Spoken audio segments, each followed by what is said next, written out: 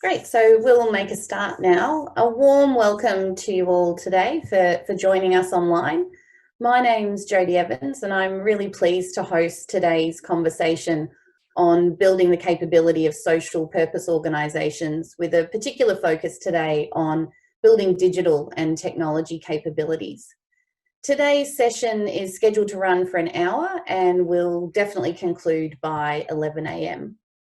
I would like to begin today with an acknowledgement of country and recognise that as we gather this morning, physically dispersed but connected virtually, let us take a moment to reflect the meaning of place, and in doing so recognise the various traditional lands on which we meet. I acknowledge that I'm hosting this webinar from the lands of the Wurundjeri people. I also acknowledge the traditional custodians of the various lands on which you all work and live, and the Aboriginal and Torres Strait Islander people participating in this webinar. I pay my respects to elders past, present and emerging, and celebrate the diversity of Aboriginal peoples and their ongoing cultures and connections to the lands and waters of Victoria.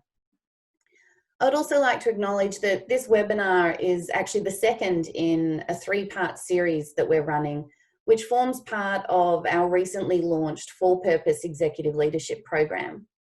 We had intended to run some face-to-face modules for that program this year, but probably like many of you, we've had to adjust our operating model. But that's also afforded us a new opportunity to expand the program to include these three webinars and actually reach a broader audience than the 25 participants on that particular program.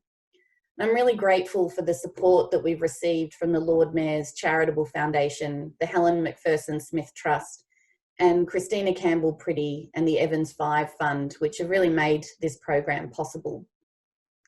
I just wanted to start then with a few little housekeeping points, just explaining how our webinar will run today, including how you can get involved as well. So I'll shortly introduce you to my colleague Greg Harbidge and our guest for today, Jessica Macpherson. And we'll spend approximately 40 minutes discussing our topic of building digital and technology capabilities. I really want to make sure that we leave ample time for Q&A for you to be able to get some extra advice from Jessie and Greg this morning. So if you have a question, you can submit this at any time using the Q&A function. And if you see a question submitted that you'd like to be answered, you can also upvote that by pressing the thumbs up button. And at the conclusion of the webinar, you will be redirected just to a short survey. And I'm going to thank you in advance for taking the time to provide us with some valuable feedback. So as I previously mentioned, my name's Jody Evans. I'm an Associate Professor of Marketing at MBS and also the Program Director of our For-Purpose Executive Leadership Program. I'm really delighted to be joined today by my colleague, Greg Harbidge. Greg is a Senior Executive Educator here at MBS with deep expertise at the intersection of leadership, innovation and learning, with a really particular focus on organisational adaptability and growth. So Greg, thanks for joining us this morning. It'd be great to hear your thoughts reflecting on some of Jessie's ideas and experience later this morning. Fantastic. Thank you, Jody. And hello, everybody. We're also really fortunate to have Jessie Macpherson, CEO and founder of St Kilda Mums, with us this morning. For those of you who aren't aware of St Kilda Mums, it's a volunteer-run charity that was established back in 2009 with a vision really for us to waste less, share more, and care for every baby and child. It's expanded over the years into regional Victoria as well, with Geelong Mums and Eureka Mums, which is based in Ballarat. I guess the core activities of St Kilda Mums really focus on recycling nursery equipment, things like cots and prams and car seats, as well as clothing and other baby essentials. In just the 2019 financial year, St Kilda Mums, Eureka Mums and Geelong Mums have supported over 20,000 babies and children. They've rehomed over 61,000 items, and that represents a value of over $71 million. And this is a volunteer-run organisation with tremendous impact on the well-being of families and children in Victoria. So Jessie, I'm really thrilled to have you join us today. It'll be great to hear from you. Thank you. So just to give you all a little bit of background, in planning this webinar series, we've been talking to so many social purpose organisations, certainly about their changing circumstances and needs at this time. And one topic that's come up in pretty much every conversation that I've had is this issue around digital and technology capabilities. And I suppose it's quite a relevant one as well for Melbourne Business School, because we've really shared this experience. As a social purpose organisation ourselves, we've had to fundamentally change our operating model literally overnight. So, you know, one day the school was buzzing, just as you would expect an educational institution to have, students everywhere, executive education clients, alumni coming in for meetings, and everything was very much face-to-face and based in this amazing hub that we have in Carlton in Melbourne. And then we upskilled.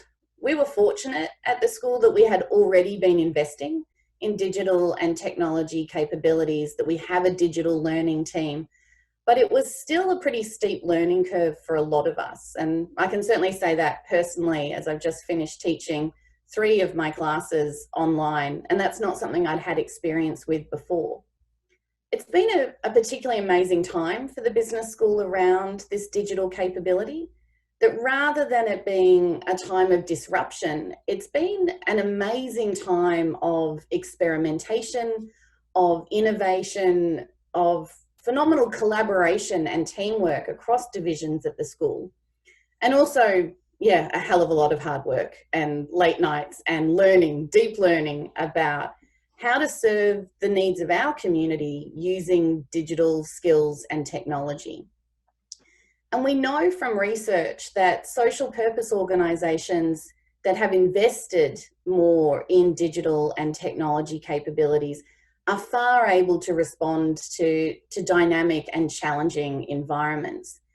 They've certainly got better financial control in terms of tracking and managing investment and funding sources. They've got the technology infrastructure there that really supports staff and maintains productivity, but also ensures that people are working efficiently and effectively, often in a very agile, lean, and resource-constrained environment. These capabilities are also critical in terms of being able to maintain that strong online presence that enables you to really continue that rich and deep stakeholder engagement that social purpose organisations need to have. So certainly MBS understands some of these challenges from our own perspective, but we'd also really love to hear where you're at. You know, we recognise that the audience joining us today, a bit over 100 of you, are really working in a range of sectors. So we have a lot of leaders here today from the social purpose sector, but we also have many interested alumni and students of MBS who are looking to do more to support social purpose organisations, particularly during these turbulent times. So we've got a little brief poll for you, just a simple question really, asking you to tell us, what do you see as your most pressing digital and technology need? Is it about upgrading IT infrastructure? Is it about new information management systems, improving your website, making better use of things like social media and digital marketing? Is it about improving data and security? Some people are talking about moving to the cloud. And there's other options here for you to select. And then you can also go with the one that, I don't know where to start. It's all of the above. So I'll just give you basically a minute to make a selection here of which one is your most pressing need. The voting's rolling in, Jody, which is half the people. It's very exciting. It is, as things keep shifting. Yes. So we'll just give it a few more seconds. We've got about 75% of people have voted. All right, we might end the poll now. and then we'll be able to share with you the results. So in looking at these poll results, the kind of number one issue, but not by a big margin, so 25%, is about exploring new technologies and innovations that link to social mission and purpose. I think that's a great one to come out on top, as we recognise that it's not technology for technology's sake, it's how do digital and technological capabilities help us deliver on our core purpose. You know, this is closely followed by implementing new client, stakeholder or member information management systems. And I think that's a great one for us to focus on today as well, because it's one where certainly St Kilda mums have a particular strength. So in reflecting on these challenges, it's partly because of these issues that I asked Jessie to join us today. I actually met Jessie almost a year ago now as part of a research project that we've been running at the school on understanding the needs of social purpose organisations in Victoria.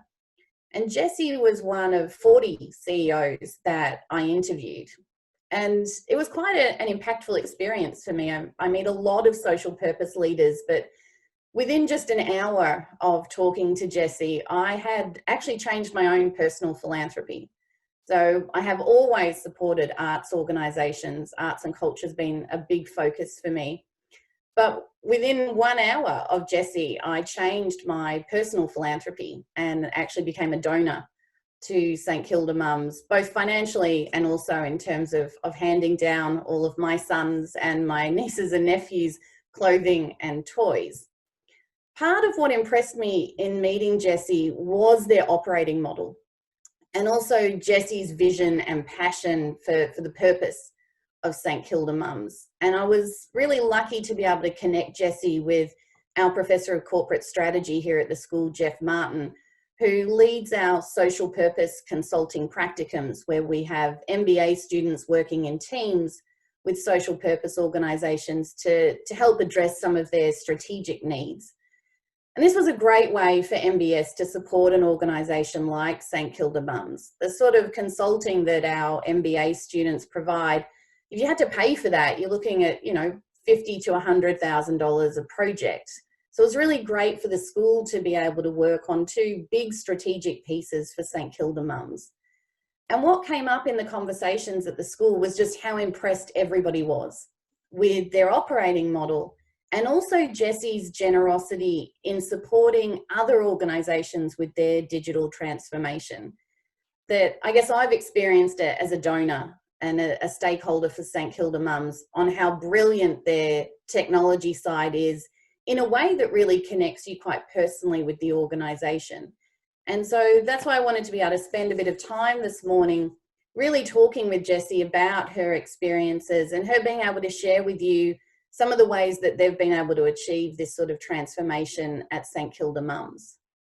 So Jessie, maybe if we start with a question around the times that we're all in, that you've certainly led, you know, 3 big organisations now in quite an incredible period of rapid transformation. And I'm just wondering if you could share with our audience today the role that technology has played in helping you respond to the dramatic change that COVID-19 has meant for charities like St Kilda Mums. Thank you. Thanks, Jody. It's lovely to be asked a question about what's happened over the last 6 months, when the answer is some really good stuff has happened, some really great innovation, and we've actually achieved some long-held goals. So a really good example of this for you is that for the last, it's nearly 12 years that we've been going, we've been receiving donations of pre-loved baby goods from the public. And when people drive to their drop-off point and unload their car and hand over all their much-loved baby goods, we've never been able to work out a way to capture their contact information in a way that we can thank them better.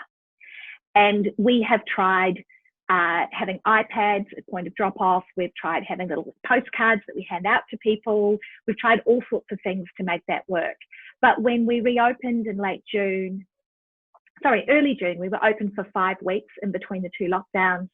we realised that we needed a booking system to ensure that we didn't have crossover of donors arriving at the same time. And we rolled out Calendly, which has an integration to Salesforce.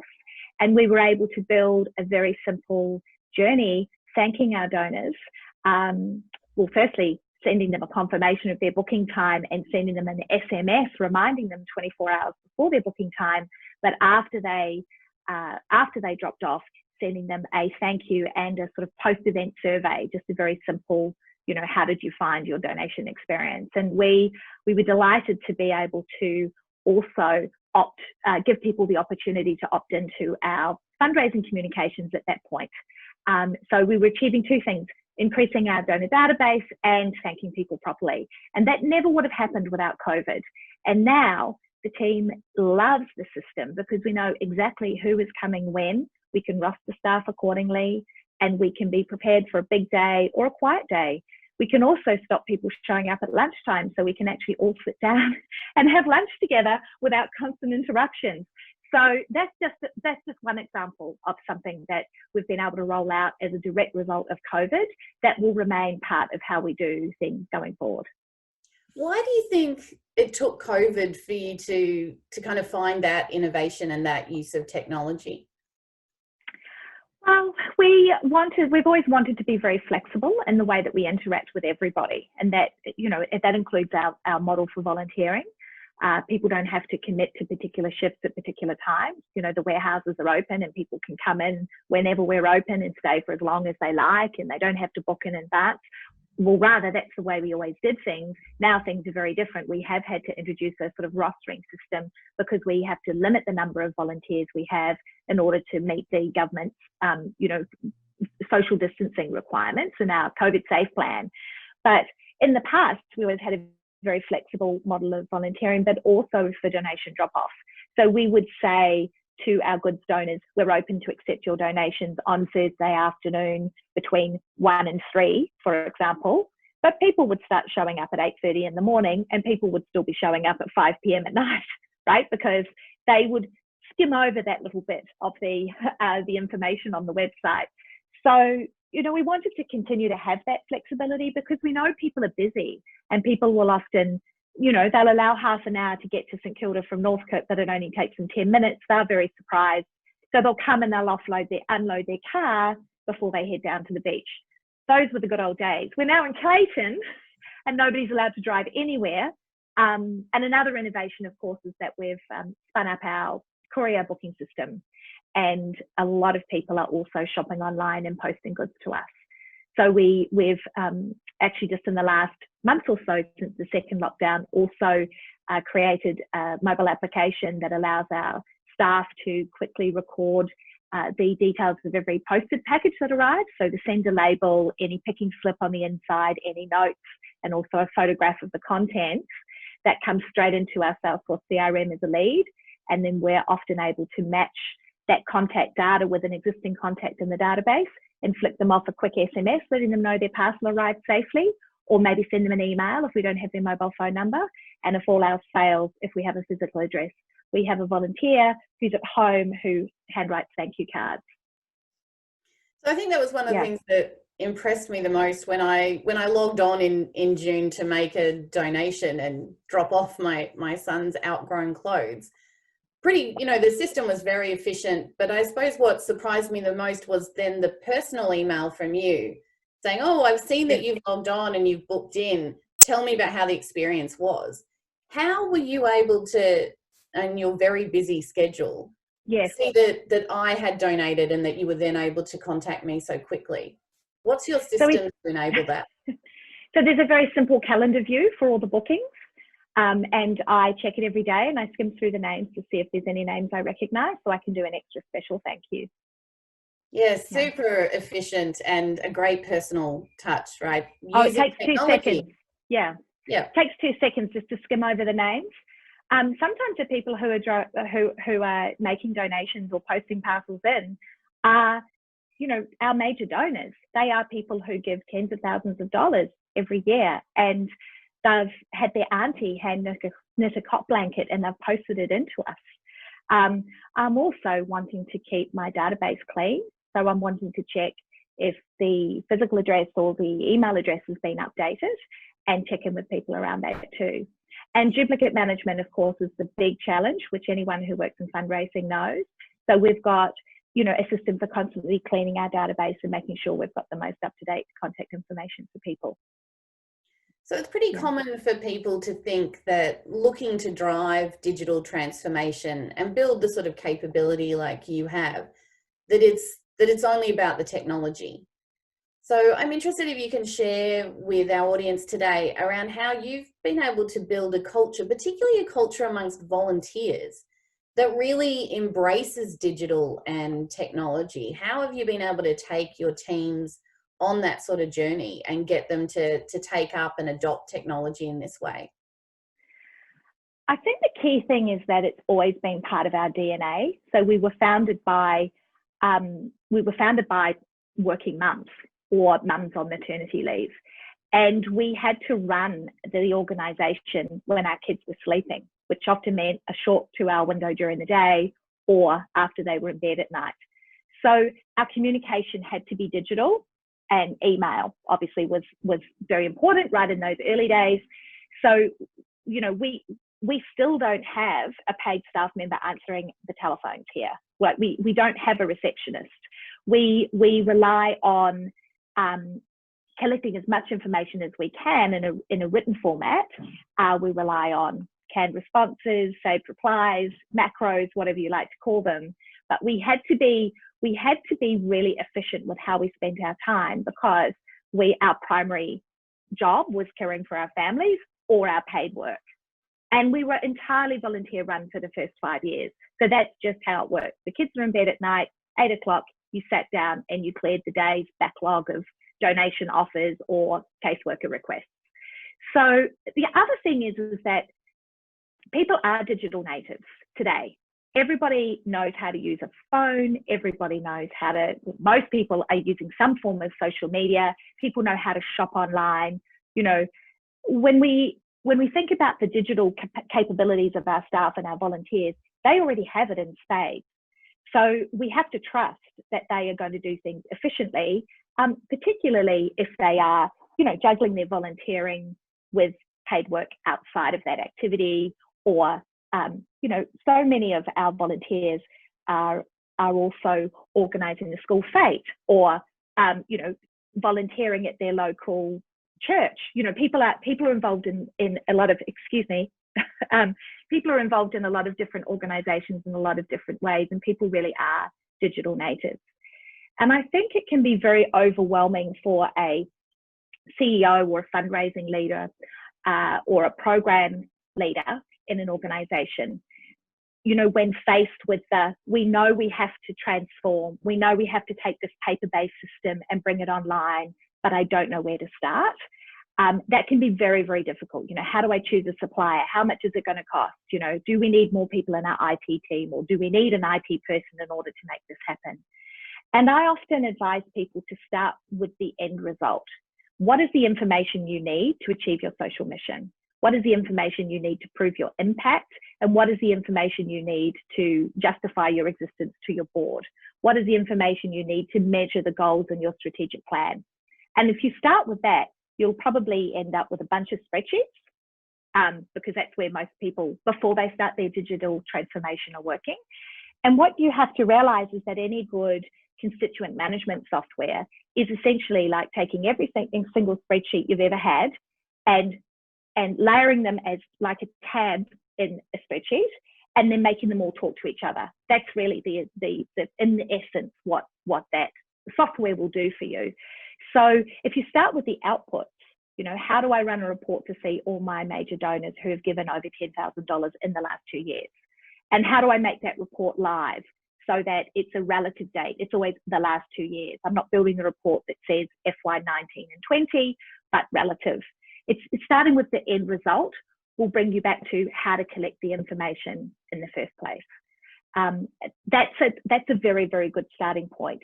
Secondly, you need to prioritize what's more important. Is it your fundraising management? Is it your program management? Is it your volunteer management? And maybe it's all those three things at once. And maybe you've got a volunteer coordinator, a fundraising manager, and a service manager who can lead each one of those programs. What information do they need to do their job well? And then it's about bringing that all together. So I guess what you're doing for your teams is really identifying those sort of problems or pain points or needs that they have, and then working backwards to the technology rather than starting with technology. Absolutely. Absolutely. Start with the pain points. I think the very first thing that I did in terms of solving a pain point was the gift certificate, right? So when people were making a financial donation to St Kilda Mums in the early days, sometimes I'd send the receipt, but they'd reply and say, I'd really love a gift certificate for that, which meant that I had to open up a Word document because we had a particular font that we used. I would be hand typing or copying and pasting their name into the gift certificate. They'd have all sorts of inquiries or requests around the personalisation of the gift certificate. I would sort of copy and paste that in. Sometimes it wasn't fit. Then I'd be resizing the document. Like, it would take forever, right? Print it to PDF, attach it to an email, compose an email. It could be a 10-minute activity.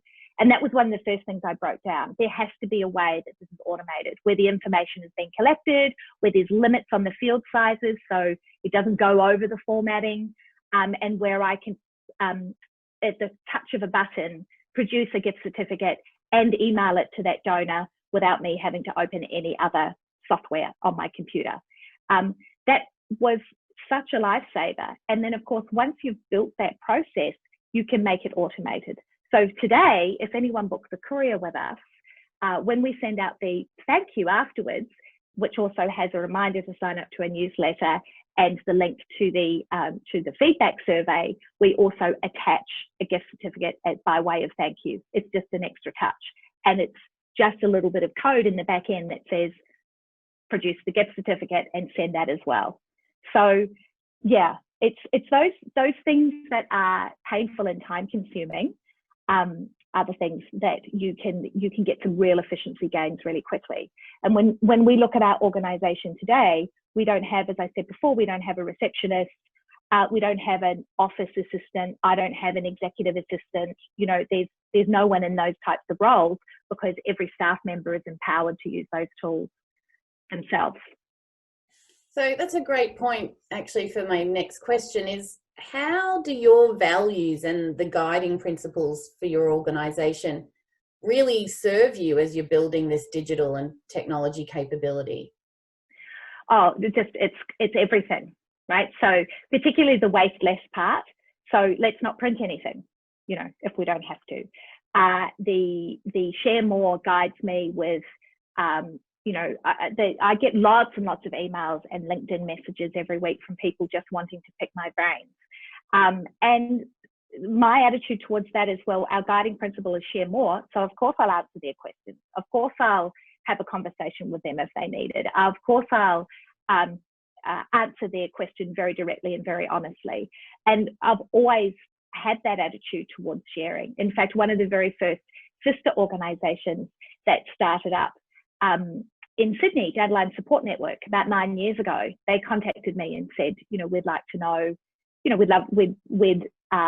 we want to do what you're doing. How can we do that? And I got a volunteer involved who's a solicitor who works in intellectual property, and he spent a long time kind of putting together a licensing agreement, you know, so that we could share what we knew with them and protect ourselves, etc. And I took this licensing agreement to one of our committee of management meetings, and we looked to our values and we said, well, if sharing is one of our values, we can just give this intellectual property away with no expectation of return. So that's what we did. We decided we wouldn't license what we knew. We would give everything away. And it came back to us in spades, because that very organisation introduced us to Canvas, which is that mobile application I was talking to you about that allows you to turn all of your paper-based forms into digital forms, but particularly it's mobile optimized. It's built for mobile first. And we now have a lifetime free use of that software as a pro bono partner, and that their product is worth about $45 per user per month, and we have about 170 users because we put all our volunteers on it. When they're in the warehouse, they use the same mobile application to guide them through a safety assessment of a pram or a cot or a car seat. Now, we've been using, it's hundreds of thousands of dollars worth of pro bono support from Canvas because we've been using it for these past 9 years. And then about 4 years ago, I won an international award, and they flew me to the United States, to Washington, DC, to a ceremony that they hosted at the Australian Embassy to thank us for our use of their product on the other side of the world. So had we made that decision way back then that we weren't going to share, all of that goodness wouldn't have happened as a result. And so sharing more is a very, very important part of what we do. And I know that every other charity CEO that I give a leg up by just flicking them off a copy of one of our policies or one of our position descriptions, just to save them some time. I know how time poor they are because I'm in exactly the same position. So our sector is all about collaboration and cooperation, not competition. And fundraising is better as a result of it. If we all do fundraising better, we all benefit. Yeah, that collaborative approach is something that I really noticed around your corporate relationships and partnerships as well. And when I first met you, you were talking about the sort of kitting out of the new warehouse in Clayton and the role that Cisco played in setting you up. I wonder if you could share a little bit about how you developed that relationship with the technology provider. Yeah. Well, we're very lucky in that we have a fantastic corporate volunteering program, in that we have something fantastic to offer people. We offer them filthy high chairs and car restraints that are full of sultanas that they have to strip and wash and put back together.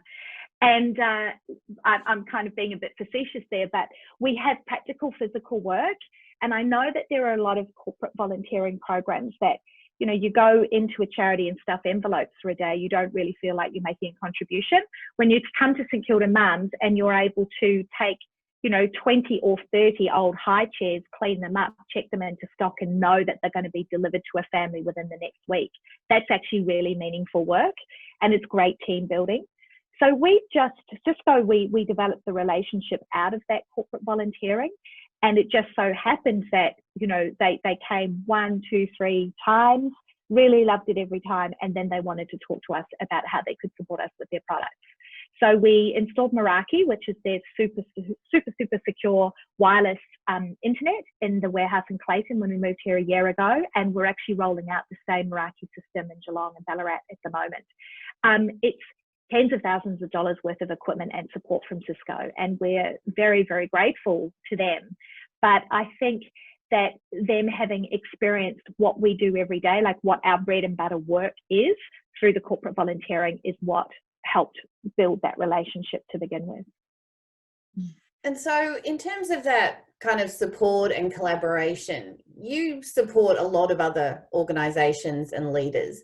Every time I've been meeting people across the social purpose sector in Victoria and talking to them about how they've been building their capabilities, your name came up time and time again as this incredible resource, really, on particularly, and I mean this kind of links to the gold jacket that you've got on at the moment, particularly the upskilling and development of Salesforce.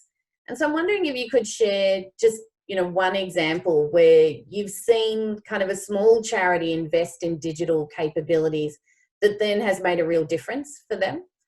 Yeah, absolutely. Olivia's Place in Warragul is a tiny pregnancy counselling service that supports women during pregnancy and up to the first year of their child's life.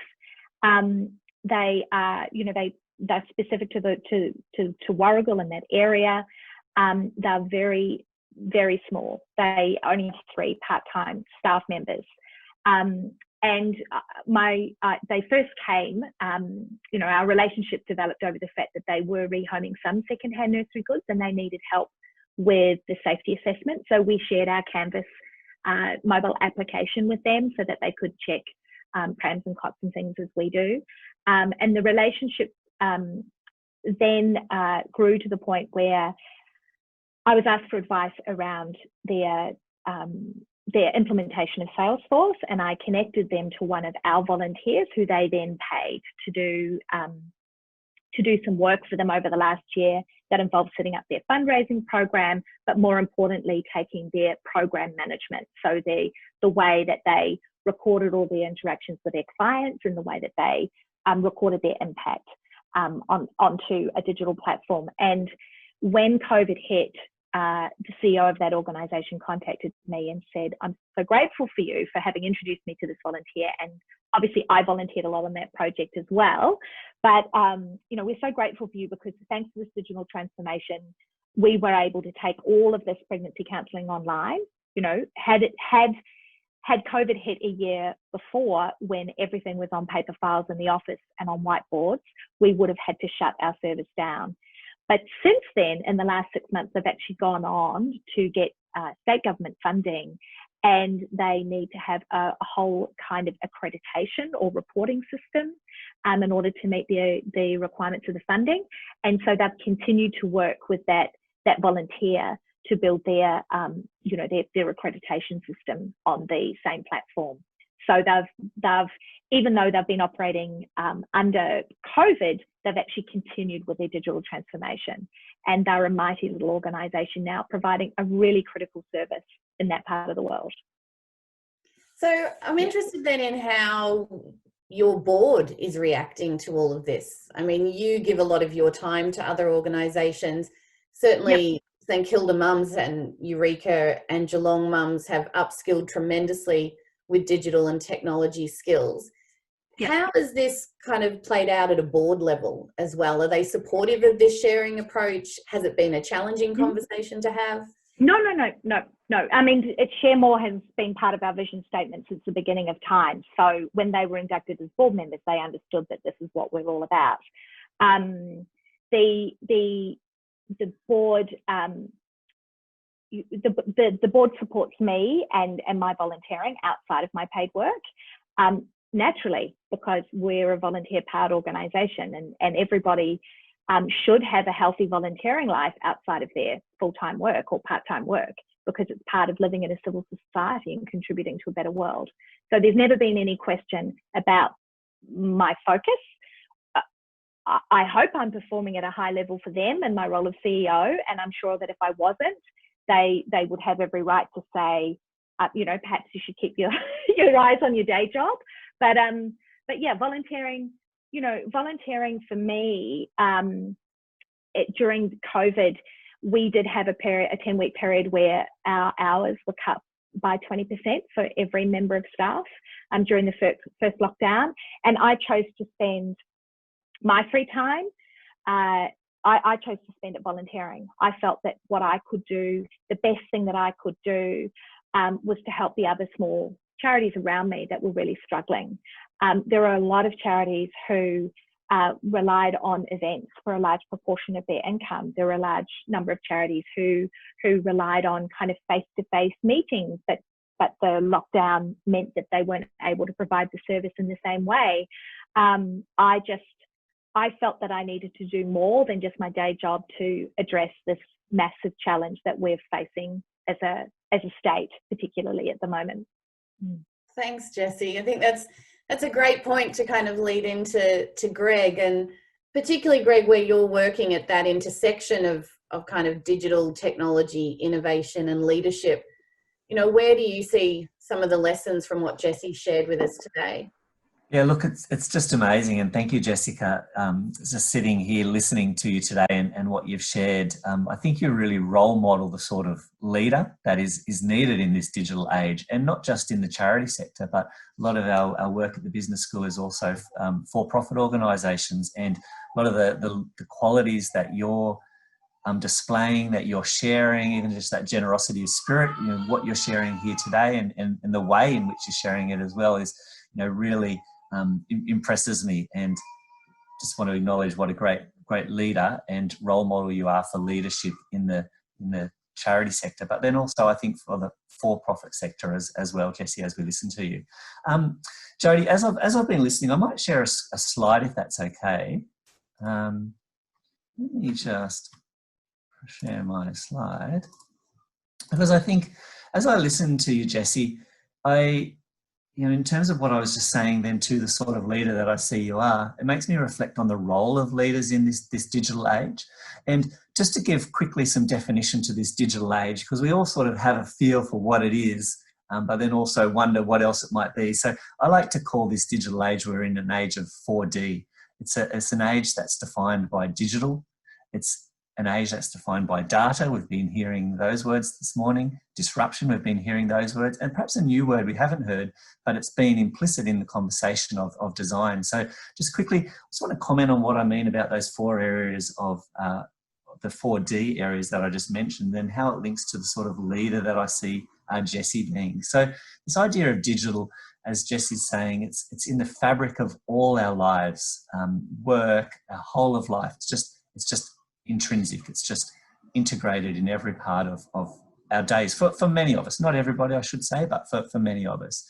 This idea of data is that now we're so interwoven with this digital world that we're producing mountains and mountains of data every day. And as Jessie's been saying, there's data that if you're smart about it, if you find your ways to overlap the spreadsheets in something more efficient, as she said, for example, in Salesforce, you can actually get that data to actually talk. You can actually get that data to help you manage the disruption that is coming, or that is here right now, because that disruption it's the combination of the digital, it's the combination of this data, and people are using the combinations in different ways to disrupt not just industries, but society, the norms, I think. And Jessie alluded to what makes a good society, things like volunteering. So that even COVID now is disrupting our view of what makes an efficient society. What are the norms in society? So we're seeing disruption in so many ways.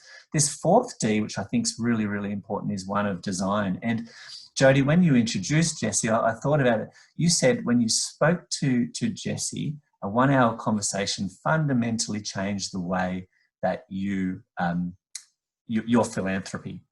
And what design speaks to is the ability for leaders in this digital age to actually design for individuals, design for people, design for experiences, design for uniquenesses, not just broad brushstrokes of, oh, they're a person, so they must act like this. But no, Jody Evans is a unique person. Jody Evans is a person with her philanthropy who's going on a particular donor journey. And we've heard that Jessie's been able to step into that very purposefully, linked to the purpose, and design a way within the organisation through her leadership to engage with Jody and so many other donors, but not just donors, volunteers we're hearing as well. So with that introduction, you'll notice 2 buckets on this slide that I want to focus on quickly. And the first bucket is this bucket of digital transformation. And look, it's great. A lot of the principles that are sitting within this first bucket right now, and Jessie's been using them, alluding to them, and at the cornerstone of her leadership, they're from the professional domains of the last few decades. So the technology domain, the project managers, product and service design, they've come up with these great concepts called lean and agile and design thinking and human centricity. It's come from professional domains over the last few decades, and it buoys me with hope, because I'm seeing so many organisations, and again, Jessie's one of them, but only just one example of organisations who are doing it. It fills me with hope. The other bit where I'm filled with hope is that Jessie understands, and this is why I say she's a role model, that it's much more than just that digital side of being agile, being lean, but it's this community leadership. I think that's the thing that gives me most hope for the future.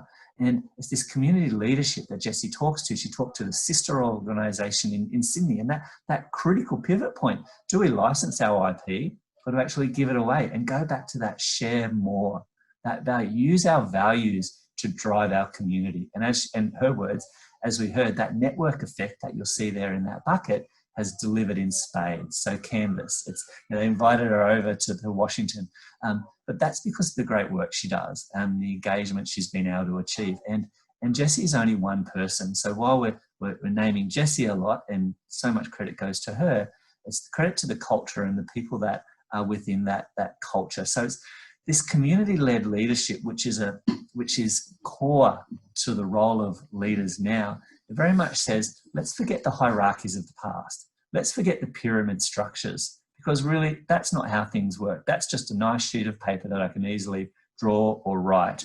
But how do we engage in a very human-centered ways individuals, collective, focus on well-being, create safety and prosperity across our whole organisations. And in doing so, it's that networked effect where we get the new ideas. And I think it's just brilliant, Jessie, when I listen to you, just how well, you know, you've been able to consciously do that community leadership.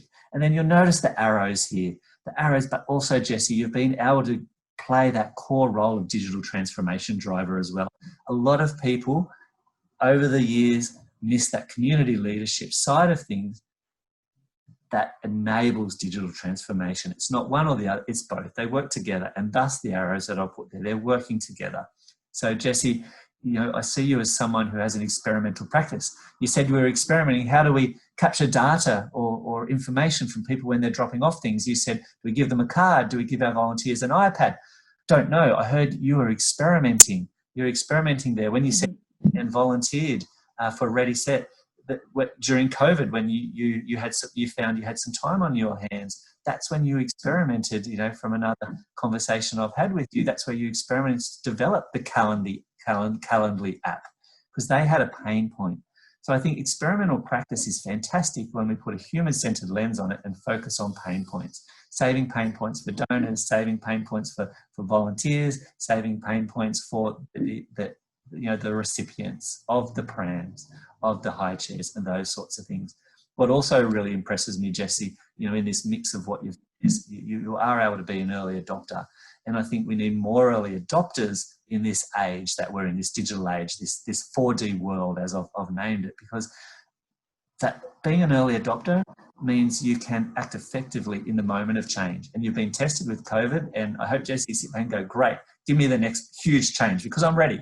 And I hope other people see how you've managed it with the poise and the grace, but the insight and the sharing, you know, with your values there. Because you're not only, I see someone who looks forward at the emerging tech, but I see you looking outwardly too, so that those outward forces and opportunities that are very alive. So I think I'm going to pause there, Jody, because I'm very conscious there's questions there, but I just wanted to frame up, when I'm listening to Jessie, for our audience out there, how I think about the sort of leadership that she's delivering, and how I think we can all start thinking about where are we in these buckets, and what might we do as individuals, but also in the organisations and the community we're part of. Yeah, I think that's a great point, Greg, around that intersection of social purpose with digital and technology capability, that these are not separate, that it really is about using the technology to support the core purpose and not let it overtake the organisation either. I've been tracking the questions that have been coming up, and Jessie's been kindly answering quite a few of them in written form, but I think a lot of the questions, Jessie, are particularly around the level of investment required. And obviously you've built particularly a strong, deep capability in utilising Salesforce. And I think a lot of people want to know is, what's that experience been like, and how have you done that? Yeah, that's a really good question. And the first 4 years of using Salesforce in our organisation was all volunteer effort. So I was employed as a CEO in 2013, and the first thing I did is get Xero and Salesforce. So Xero for our accounting, our financial, the payroll and stuff like that, but Salesforce for our constituent relationship management. And I knew roughly what we needed, like we needed to make sure that we sent people receipts in a timely manner, for example. But I didn't have any clue where to start. So I did a shout out on Facebook. A local dad came and helped me get set up, and we were up and running virtually immediately. And then after about 6 months, he could no longer support us as a volunteer, and he suggested I advertise on LinkedIn, which I did. I've only advertised on LinkedIn on one occasion, and I have had a constant stream of applicants ever since. And now it's all really word of mouth. The important thing about engaging volunteers to help you with your Salesforce implementation is that you need to have strong leadership within your organization to direct them, because they can do anything you ask them to do, but is it the smartest way to do it? You need to decide that.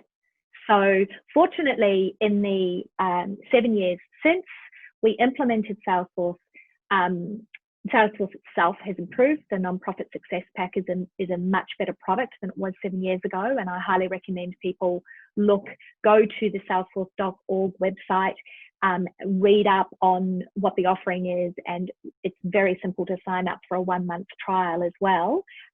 So you can just take it for a test ride. But it's not just about Salesforce. Like, Salesforce is one of the tech platforms that we use, but we also have a mass email tool. We also have Go Canvas, I spoke about before, not to be confused with Canva, which is a graphic design tool. We use G Suite with a whole lot of business tools there. So, you know, you need to be considering your entire platform. You know, how do you keep your teams collaborating? How do you keep information safe? How do you make sure that you're honoring people's communication preferences?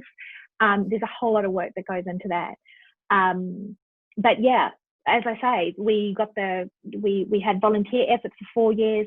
We had the first 10 user licenses on the Nonprofit Success Pack with the grant that Salesforce gives to registered charities, meant that we actually had no upfront costs with our MarTech platform. It wasn't until our number of email subscribers reached a certain number that we actually even started paying for our email marketing. So it's very easy to start with actually no cost at all. And I'll do a big plug here now for Trailhead, which is the free learning platform. I've shared a couple of links with you, Jody, which you can put in the post-event email. Is another free online resource for upskilling on not just the Salesforce platform, but you can learn all about Google Analytics. You can learn about digital marketing strategies. You can learn about the AWS and other Amazon cloud services. You can learn about agile methodology, Scrum methodology. It's all there to be learned and investigated. And if there's two things that I really would love people to take away, is no time spent learning is wasted and no time spent volunteering is wasted. So, but I'll tell you what, Netflix is a waste of time. So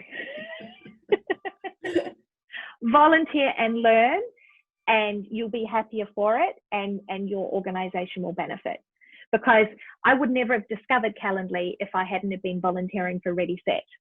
So I'm really pleased that I helped them as a volunteer, and then I found a great app that integrated with Salesforce and has now transformed the donor experience and solved a 12-year problem of how do we thank good donors properly.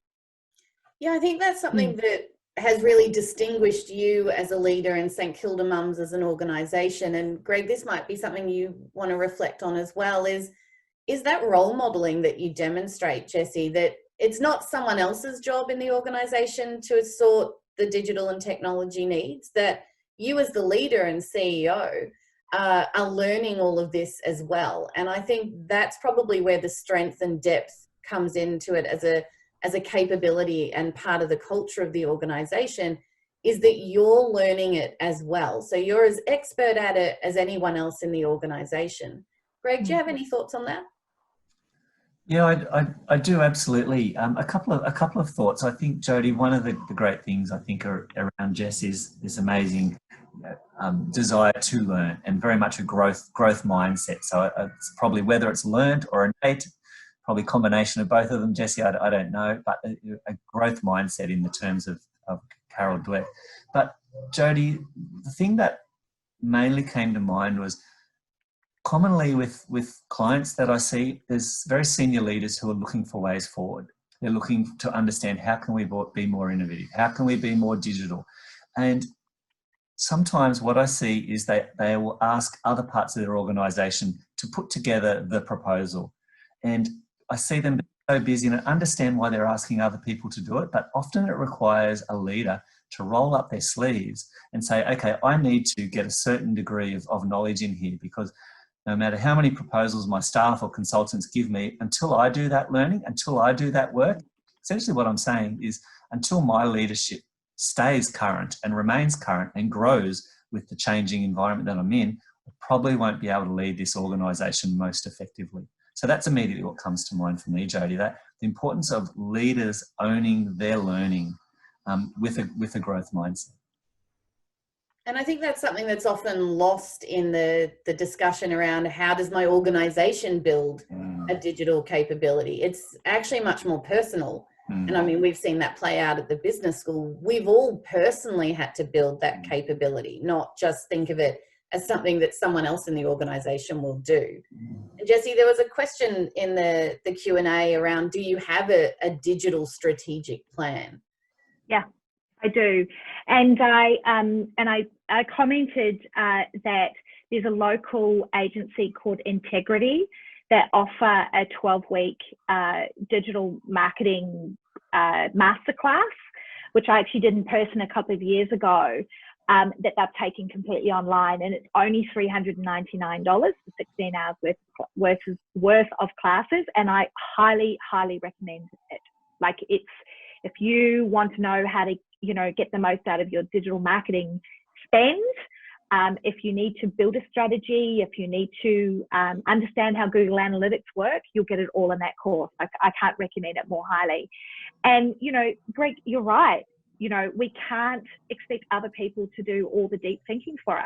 We need to be able to you know, in order to be a great leader and manage people well, you need to know how they're spending their time, and you need to be continually helping them overcome the complexity that will arise as an organisation grows, or when there's disruption and change, which is what we've seen in the last 6 months. Yeah. Thanks so much, Jessie. I'm sure that we could definitely talk longer, and there's lots of questions around Salesforce and implementation of Salesforce and utilisation of it with other apps. And this is again where Jessie's generosity comes to the forefront. When you get the email following today's webinar, there'll be links to kind of some of the tools that Jessie's mentioned, and also her openness to you reaching out to her for some more personal advice and suggestions as well. I think that's something that really distinguishes the social purpose sector, and why MBS is so thrilled to partner with the sector, as well as being a member of it. Being a partner with it is around that generosity and intellectual curiosity of learning more from each other. And so, as I mentioned at the start of this morning, this is just the second in our 3-part series. We've got a number of upcoming events at MBS. There's a whole webinar series of lots of different topics, but probably the one that might capture most of you will be one that's actually not on this slide. So we've got a few coming up on different aspects of leadership, and also some other aspects around the global economic recovery. We're launching in the next month our Women in Leadership series as well, where we'll have 3 webinars focused on particularly supporting the women within the MBS learning community around some of the challenges during this time, from how to manage difficult conversations to building and succeeding with negotiation, and also a session with Amanda Sinclair on how to reflect while kind of silencing and parking the self-critic. And the final webinar in our social purpose series is actually one that responds to a lot of questions we've had from people wanting to know what's been happening at the business school.